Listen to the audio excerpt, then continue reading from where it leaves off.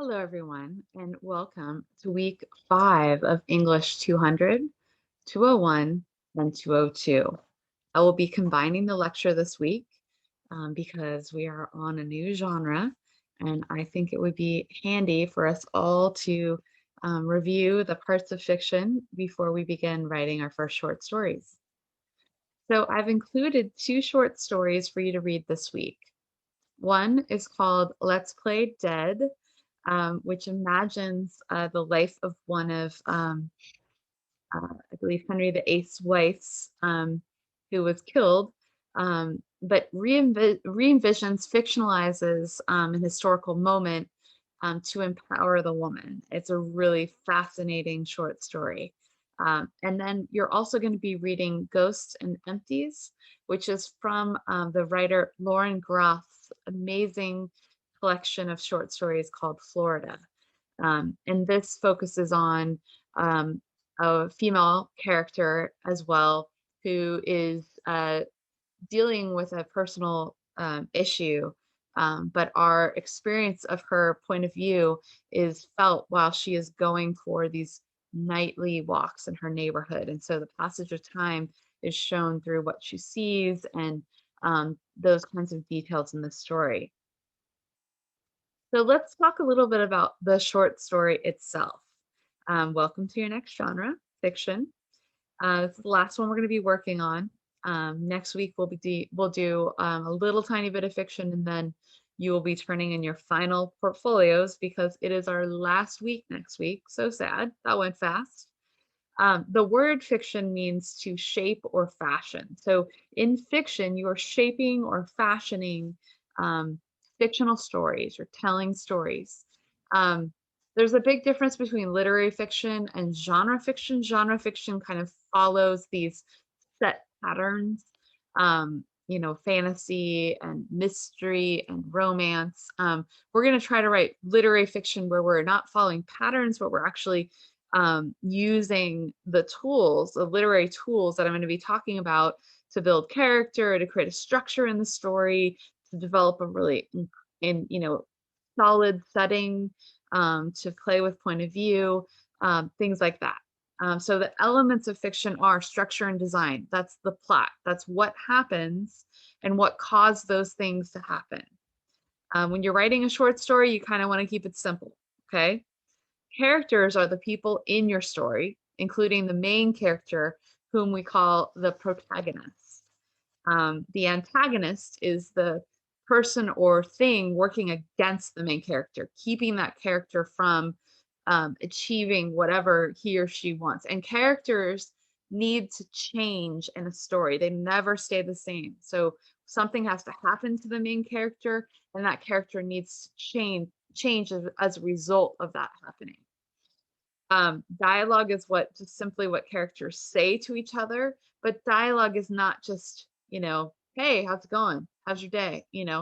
Everything you say in a story has to have purpose, has to move the story forward. Setting is where and when a story takes place, and we'll talk a little bit how that can actually be a character of the story. And point of view and tone and style. So the tone is the attitude towards the listener that the story is written in, and point of view is who and how the story is told. So here are some tips about writing fiction. Don't try to tell too many stories at once. A story that is too complicated uses up all of its energy just trying to explain what's happening. Don't write a last line that surprises the reader. This is a common early mistake in writing fiction, where you write this fantastic story and then you don't know how to get out of the ending. And so you say, oh, but this was all a dream and then I woke up. Don't do that. Okay. Um, don't write about things that you don't know about, but I'm going to add a disclaimer to that in just a second. Don't write a story whose main point is that it is told from some unexpected point of view. Okay. Don't try to trick the readers. Um, don't write stories that are simply idea driven. Stories need characters that are experienced things in them. Don't overpopulate your stories though with too many characters.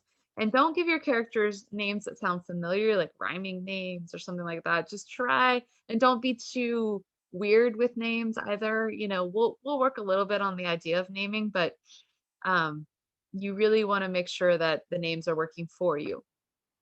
Um, don't spend the first 2 pages of your story explaining your story. That goes right back to don't make your story too complicated. If you are writing a story that's set in on an imaginary planet, don't spend 2 pages describing that imaginary planet before something happens. Start in the middle of things. Start with something happening. You don't have to outline your entire story. You can let the story take you where it intends to go, and don't be afraid to not be driving the car. Let the story push you forward, right towards what you know. And here's a quote for you. A writer goes into a story with a dream or vision. That is the North Star. And an understanding of craft, that is a footing, an instinct, passion, that is a driving force. So if an idea matters to you, then it's worthy of your exploration. You should be so excited about writing your story, okay? But if you don't want to read your story, the reader's not going to want to read your story, okay? So make sure what you're writing about is interesting to you. Here are the parts of the story. A story begins with an exposition. This is the statement of the situation of the story. We get to learn where the story is located, who the main characters are, maybe a little bit of the conflict is introduced. The main characters are the protagonist, remember, and the antagonist, right? The main character, and then whatever person, place, or thing is working against that character, okay? Then we are introduced to a conflict or crisis, and this is usually involves complications with a main crisis action. Okay, so there's these things happening between the protagonist and the antagonist, keeping the protagonist from what they want, right? Then the falling action is what happens as a result of this big crisis. And then the resolution is how the story resolved. It doesn't have to all be tied up in a neat ball. You don't have to make it neat and tidy, but you do have to have some resolution. Modern stories don't typically totally solve everything, but it's something you do need to resolve something. There's a lot of different types of stories that we've come across in our lives. Story is a journey, right? This is an insider encountering the other, or a self versus other, or some sort of like journey, the hero's quest, right? You've probably seen Star Wars, which is a hero's quest, right?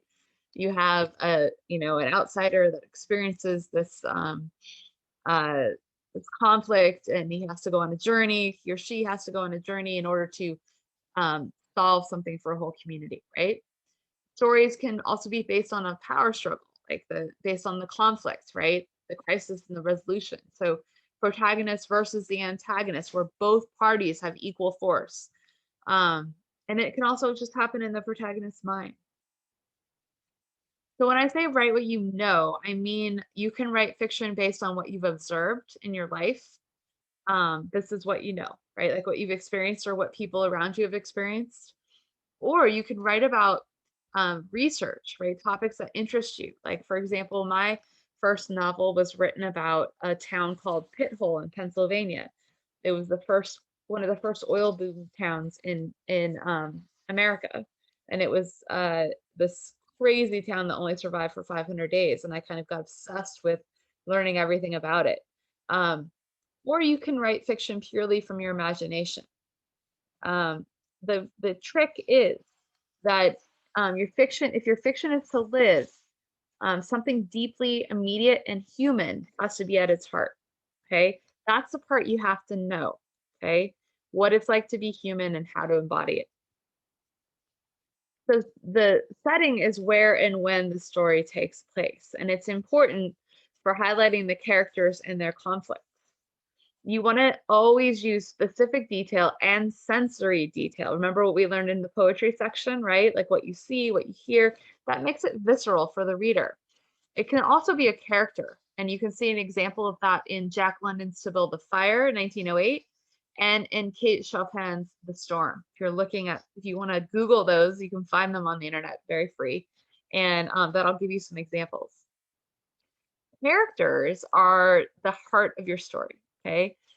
You want to keep it real, and the reality is people are totally imperfect. They're not perfect. Round characters are characters that grow throughout the story, that change throughout the story. Flat characters are just kind of there. You want to have round characters as your protagonist and your antagonist, okay? You want to show change in your character over the course of the story. Your main characters need a desire. And it should suggest complexity. It should give the reader, you want to give the reader little hints about this desire that the protagonist has throughout the story. Also, don't just write people you know, okay? We have a tendency to be like, oh, I'll just write myself, or I'll write my brother, right? You want to write characters, it's kind of fun to like amalgamate different parts of people into the same character. So maybe you like, your mom's temper with your brother's point of view, like your best friend's build, like, be inventive, okay? It's fiction, you get to invent. And you want to give your characters sympathy as the writer, even if they aren't good people. You have to be able to give them sympathy if you're going to write them.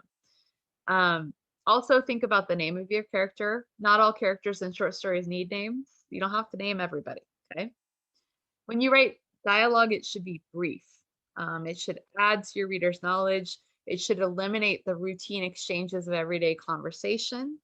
There should be spontaneity to it. And it should always move the story forward. And it should tell the reader about the speaker's character. So whoever's speaking, we should learn about that speaker, but we should also learn about the relationship with the person that speaker is speaking to. Questions you can ask about your story is, do I have enough dialogue? Or do I have too much? Is it all dialogue? Does your dialogue sound like real speech? And have you clearly and unobtrusively tagged all the speakers of dialogue? All right, let's get to writing. You guys ready? Okay, so we are going to be working on a character and trying to write from. We're going to start off by trying to write from a different point of view. So sorry, I'm just opening up my book to this page so I can give you full explanation. So a writer of fiction is really handicapped if you can't write convincingly about people who are not like you, okay? You really need, the most important thing to learn in fiction is don't just write who you are. You want to take on different people, okay? You should be able to assume the voice of, a child, an old person, a member of the opposite gender, or, someone who's had a completely different experience than you. An accomplished writer assumes as many shapes, sizes, colors, etc., as the fictional occasions demand. So this requires that you do what actors do when taking on a role. They not only imagine what it's like to be another person, they transform themselves. They get inside their character's skin. So what we're going to do is we are going to write a page. So this is one page in the first person. So that's 250 words, you guys, for those of you who don't know how many words it is. You're going to write a page in the first person, assuming the voice of someone of the opposite gender or some other gender expression than yourself. This can be a description, a narrative, or a segment of an autobiography. The main point is to completely lose yourself and become another, okay? To learn how to draw convincingly verbal portraits of characters different from yourself and to make them sympathetic, rounded, and complex, even though you don't especially like them or admire them or what they represent, is a key component of being a writer. So when you write this exercise, I want you to give yourself a good 10-15 minutes, choose the character that you want to write, and then write a page where you write a page in this first person. That's, I went to the store, I bought milk, right? Assuming the voice is someone that's different than yourself, preferably of a different gender expression. And go ahead and start. You can pause the video and then start. And then we'll go on to B, which is a shorter exercise. All right, welcome back. Now, what we're going to start working on is building character. Okay, there are lots of ways to do this, but how do you really like tell us? How do you tell the speaker who your character is, right? And express that without saying Jane was 58 years old. Jane was a nurse, right? That's not effective. Okay. So one thing that's really hard to express, right, is to express how old someone is, right? But if you think about it, how old people are is easily expressed, right? Like it's very clear to my teenagers that I am not of the same, right? I'm not in the same age bracket as them, right? And that's expressed through my mannerisms, through my speech, through what I look like, right? How I dress, what music I listen to, right? These are all things that indicate my age. So we're going to make a list, and this I want you to give yourself 5 to 10 minutes for the part of this exercise, okay? And I want you to make a list of some of the ways you can suggest approximate age. So wrinkles, obviously, are an easy way to do that. Think outside the box, okay? Like, don't tell me they have gray hair and they have wrinkles. I know that, okay? But many are much more subtle, okay? And those are the ones I want you to think about. You should be able to list at least a dozen in that time. So don't stop until you've gotten at least 12, okay? The objective of this is to make the best use of your powers of observation, right? The more precise the detail, the more convincing it is, and how a person adjusts to the aging process tells us a good deal about her personality, right? This is as true for a fictional character as for a real one. So here's some examples, right? You could say the condition of someone's teeth, right? Or the presence of dentures, right? It tells us someone's older. Um, in a man, you could talk about how much hair they have or the condition of their hearing, right? Or if they're wearing a t-shirt, what does it say, right? And you'd have to tell us what it says, okay? So I hope this gives you an idea of what is expected of you for exercise 13B. Go ahead and start. Okay, this is a quick one, you guys. This is called Name That Character. What I want you to do is naming characters is really hard, okay? But I want you to name the following characters, keeping in mind that you can plant within a name a clue to their role in your fiction, okay? That's the key.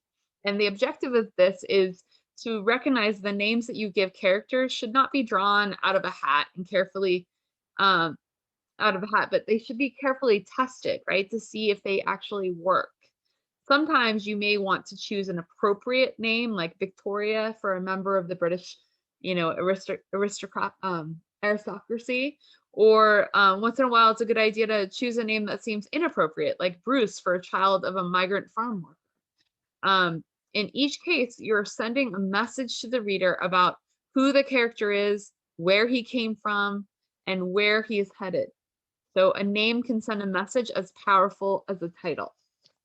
All right, here are your characters you're going to name. Again, give yourself 5 to 10 minutes to complete this exercise.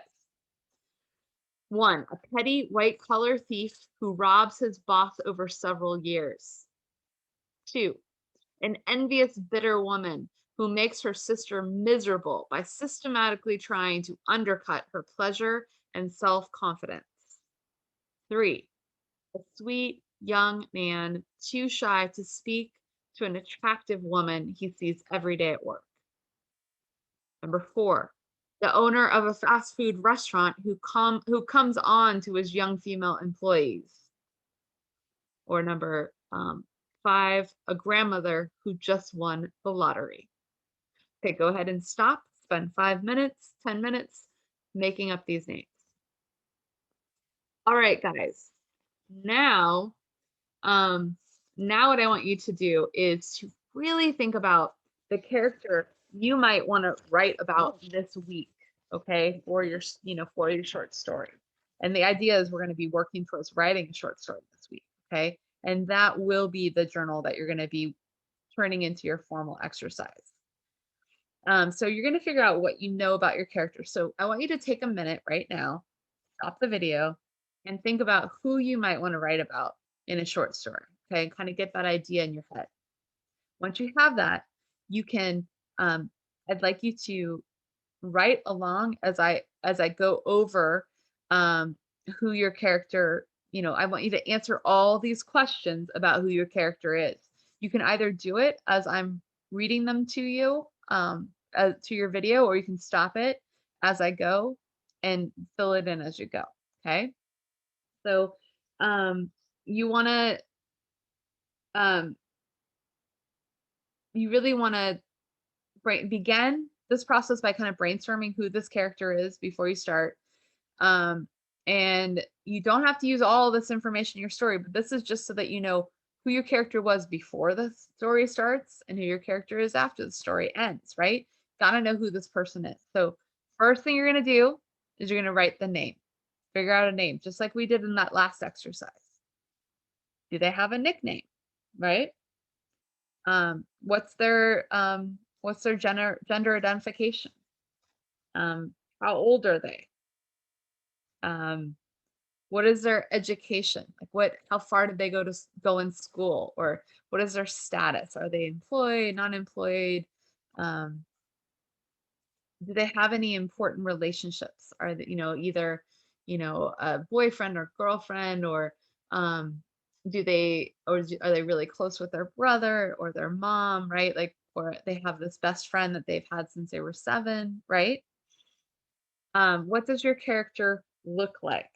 Now, in this case, you need to tell me as much as you can. So I want you to spend a good 5 minutes writing down what your character looks like, right?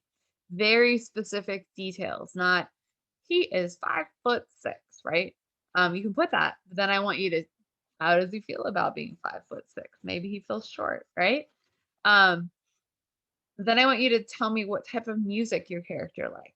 Give me a favorite song, right? What is your character's job and how does he or she get to work? What is his or her greatest dream and what is his or her greatest fear? What does your character want more than anything else in the world? What flaws does your character have? What are they like? Are they, when they play a board game, do they always have to win? Or, what are these flaws that they have? What food does your character like? What's their favorite food? What bumper sticker would your character have on his or her car? And what car would that car be? What kind of car do they drive? Or maybe they don't drive a car at all. Then go inside that car. Is it messy, clean on the inside? What does it look like?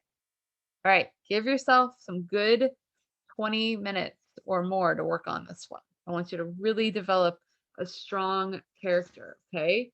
And oh, what is their astrological sign? What's their handwriting like? Do they have any talents? Right? So those are some extra bonus ones. And um, by doing this, you're going to really have a character that you can work with and really do a lot with in a short story. All right, so go ahead and start.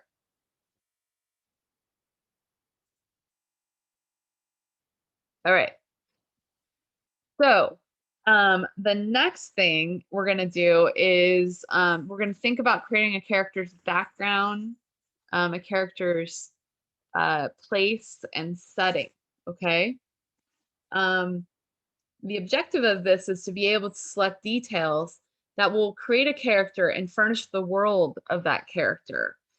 Note which details indicate the circumstances of the character, such things as success or unsuccess, social status and habits, which details indicate emotions, personality, intelligence, character, and outlook on life. Okay, so you're going to create a setting for one or more of the following characters. Okay, which are, but you're going to just, the character will not be in the place. Okay, and you're going to develop a setting which is furnished by this character, but you're not going to place that character in the setting at all. So you're going to let the setting do the talking, your details that you're describing of the setting. The place can be any kind of locale. It can be a house, a specific room in a house, an office, an outdoor space, a cell in a prison, whatever lets you use as much description as possible so that the absent dweller is not is well represented. And please try to avoid stereotypes, something that we expect, okay? Write against the grain. Okay, here are your options. You can write about one of these people or two if you feel like it. An unsuccessful painter. I mean painter by somebody who paints portraits or, beautiful paintings, not someone who paints for a living. A former movie star who still thinks she's famous. A high school senior about to flunk out of high school. A member of a misunderstood cult. A supermarket employee who just won the lottery. All right, go ahead and stop and spend, this needs to be at least 1 to 2 pages long. So 250 to 500 words. So give yourself 15, 20 minutes to work on this. All right. The last one is called Deny Everything.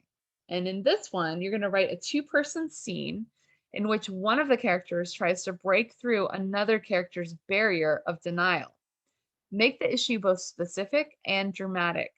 To do this mainly in dialogue, but anchor it in particular time and place. And the objective of this is to really train yourself to be aware of the unconscious forces in everyday life. People are rarely what they seem, right? Motives are cloudy at best and often almost entirely hidden. Fictional characters, like real ones, ought to incorporate the psychic complexity. Remember that occasionally no does mean yes and vice versa. So I'm going to give you an example of this so that you have something to build off of. So this is a student example. And it's an example of deny everything. The dinner dishes were washed. The dog walked. And Scott Douglas and Patty Millbrook's 15-year-old son had gone upstairs to watch television. Have you done your homework yet? Douglas yelled after his son. Remember, no televisions before homework. I've done it, Dad. I did it this afternoon. Good boy, Douglas said, and then turned to his wife, who was pouring 2 cups of coffee. I have to say, I'm really pleased with how Scott's doing in school. I guess my pestering him all these years has really paid off. I mean, did you see his report card? There's 3 A's and a B plus. A lot better than I ever did in school. Douglas, we have to talk. I got a call from Mr. Brand this afternoon. Who's Mr. Brand? Douglas asked. Scott's English teacher, Patty said. Guess he wanted to tell us how great Scott's doing, right? Not exactly, Patty said, sitting down at the table. Sit down a minute. Mr. Brand called because he thinks Scott has been cheating. Patty stared at her hands. What? Douglas said, slamming down his coffee. What did he say? He thinks Scott's grades have gone up so suddenly because he's been cheating. He can't account for it in any other way. Of course, I asked Scott, who denied it. You asked Scott? You mean you actually believe this Brand guy? Douglas said, no son of mine would ever cheat. This is the most absurd thing I've ever heard. I don't want to believe it either, but Scott's grades do seem to have jumped suddenly. Last semester, he had a C in French, and now he's got an A? How do you explain that? The boy's smart, Patty. He's finally learned the value of working hard. He finally listened to me. But Douglas, Patty said, laying a hand on her husband's arm. If anything, Scott's been studying less. Mr. Brand wanted to know if he was under a lot of pressure at home. What pressure? The kid's normal. He's a happy teenager. Maybe Scott feels so much pressure to do well that he has to resort to cheating to please you. Great. Now this Brand guy is accusing me. Look, my old man put a lot of pressure on me and I turned out okay, didn't I? I didn't cheat. No, but you dropped out of high school, Doug. No one's saying that this is your fault, but you do put a lot of pressure on Scott. You've just been brainwashed, Patty. The kid's finally getting it right, and all you think is he's cheating? I don't even want to discuss this anymore. And that Mr. Brand has anything more to say, I'll set him straight. My son doesn't cheat, Patty. He's too smart for that. All right, that's your example. I want you to give yourself 10 or 20 minutes, probably 20 minutes, to write a 500-word scene driven by dialogue. Remember, keep that dialogue natural and don't keep all the everyday speech in it, okay? And I look forward to reading what you write. Okay, these are the prompts that I've added in for English 201 and 202. So if you're English 200, you are not required to do these, but you are required to keep listening because there's more in this lecture for you. So the extra prompts that you have as English 201 and 202 are Sunday. That's where you can choose a day of the week like Sunday or a certain time of day and set a story entirely on this day or during this time. It's a way to really play with, like Sundays, you can play with the idea of brunch or the day of relaxation, right? I want you to play with a time period, okay? This one is weird. Psycho. I want you to give yourself 15 minutes to write a scene where you're taking a shower in your house or apartment. You are not expecting anyone and the front door is locked. The bathroom door is not. You hear a strange noise in a room beyond the bathroom. Now take it from there for no more than 2 pages. You can write in either the third or the first person. First person is I, third person is he, right? Saying he does something or she does something. Don't spend any time describing getting into the shower. You are already in it when the action begins, okay? Start with like hearing the noises. And the last one is Stranger Than Truth. Also a 15-minute exercise. That should be a 2-page exercise. Imagine a married man is having an affair with his secretary. He goes to bed with her in a motel room. When he wakes up in the morning, he's in the same hotel room, but the woman sleeping next to him is his wife. I want you to write 2 pages of dialogue and a few lines of action as a way to explain this situation. All right? Finally, all of you will be looking one of these exercises. You're going to turn into a formal exercise that's 2 to 4 pages long. So a short story that's 2 to 4 pages long. I really want you to focus on building a strong character, right? That's going to be the big thing that you're working on. All right. One thing I want you to begin thinking about is that next week you're going to be developing your portfolio. So I've given you feedback on many of your pieces of writing that you've turned in so far. And now you're going to be going back and revising your work. I have some fiction revision strategies, which you're not really ready for yet. So you could think about these when you're revising for your formal assignment, but don't worry too much yet. But here's your revision strategy for a poem. So I want you to make sure each of your poems have a title. And if not, you want to think of a creative way to set the mood for the poem. If it does have a title, think about, could you improve it, right? I want you to think about line breaks. Are there line breaks or need to be line breaks for the most part? And if so, do they emphasize important words at the beginning and end of the line? And are the lines short or long? Do they create the right pace in the poem? I want you to look at the images that you're using. Are they sensory rich? Have you mentioned what you can see, hear, smell, touch, and taste? Are they specific? Are they really specific? Like instead of a bird, have you specified the type of bird, like a red-tailed hawk? Are there any abstract words like love, hate? And if so, can you replace them with a simile or a metaphor or a sensory rich description of imagery? How are you using sound in the poem? Is your poem euphonic? So does it sound pleasing and fluid, right? Or cacophonous, discordant and clunky? And if so, does this sound help convey meaning? Can you add in any alliteration to draw attention to words that are important? And have you incorporated feedback from me, not your peers? We weren't workshopping in this semester, sorry. But can you incorporate the feedback from me when you're revising your poem? Okay, and revision strategies for nonfiction. Again, do you have a title? Is it the best that it could be? Have you run spell check and corrected any grammatical errors? Is your revision significantly different than the exercise you wrote? Remember, don't be afraid to go big with your changes. Go bold. Have you created a strong, distinctive voice? Have you remembered to fill in the details that may seem obvious to you, but won't be obvious to your readers? Have you avoided making yourself look obviously unbelievably good or unbelievably bad, right? Are there factual, do you have defendable factual claims? Will anyone potentially be hurt by your writing? Do you, and you know, if so, it's okay. Just, this is a small forum, but think about it before you put it out to a larger forum. Do you understand how your writing connects to the larger world around you? There's something we can learn about human nature, for example, from what you're writing about. Have you made the best use of literary methods, right? And have you incorporated feedback from me on your draft? Okay, here are the details about your portfolio assignment. It should be, if in English 200, you're going to need a cover page with some sort of artwork on it.